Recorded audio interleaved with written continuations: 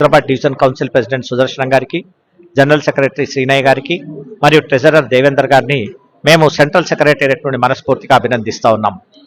Hyderabad division council యొక్క పాత్ర మొన్న జరిగినటువంటి 18వ సర్వసభ సమావేశంలో వీరు పోషించినటువంటి గణనీయ పాత్రను ఇక్కడ ఉన్నటువంటి హైదరాబాద్ డివిజన్ కౌన్సిల్ లీడర్స్ అందరూ కూడా ఎంతో వారిని ప్రేస్ చేయడం జరిగింది.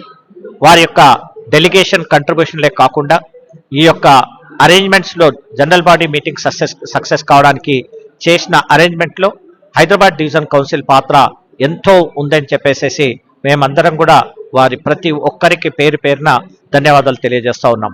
ఈ యొక్క కార్యవర్గ సమావేశంలో 22 బ్రాంచ్ అధ్యక్ష కార్యదర్శులు వారి యొక్క రిపోర్ట్స్ ఇచ్చుకుంటూ వివిధ సమస్యల మీద వారు కొన్ని సమస్యలు లేవనెత్తడం జరిగింది.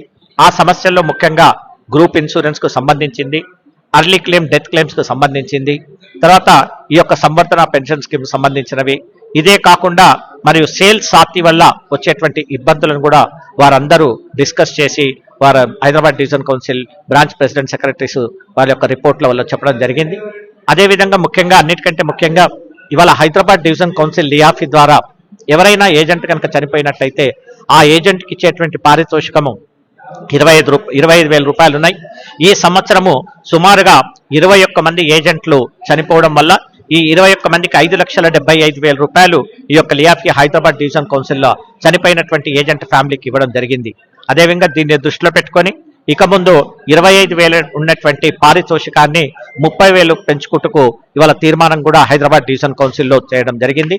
ఈ యొక్క తీర్మానంలో నిజంగా హైదరాబాద్ డివిజన్ కౌన్సిల్ ప్రెసిడెంట్ సెక్రటరీని మేము మనస్ఫూర్తిగా అభినందిస్తున్నాము.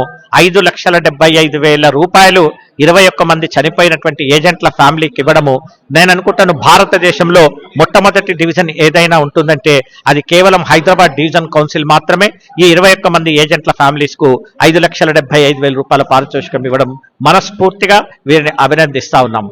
ఇక అలాగే రాబోయేటువంటి విషయాలను ఐఆర్డీఏలో జరుగుతున్నటువంటి మార్పులను ఐఆర్డీఏ చైర్మన్ గారు గత 15 రోజుల క్రితం వారు ఇచ్చినటువంటి ఇంటర్వ్యూలో ఈ యొక్క ఏజెంట్ల యొక్క కమిషన్ కానీ, ఇన్సూరెన్స్ డిస్ట్రిబ్యూటర్ యొక్క కమిషన్స్ కానీ, బ్యాంక్ అష్యూరెన్స్ లో జరుగుతున్నటువంటి మిస్సెల్లింగ్స్ కానీ వీటన్నిటి మీద ఏదైతే ఇన్సూరెన్స్ లాస్ అమెండ్మెంట్ యాక్ట్ లో వాళ్ళకి పవర్స్ ఇచ్చారో దానికి అనుగుణంగా ఈ యొక్క ఏజెంట్ల యొక్క కమిషన్స్ రెగ్యులేషన్స్ లో కూడా ఈ కన్సల్టేషన్ పేపర్ ఈ మంత్ ఎండింగ్ వరకు రిలీజ్ చేస్తామని చెప్పడం జరిగింది.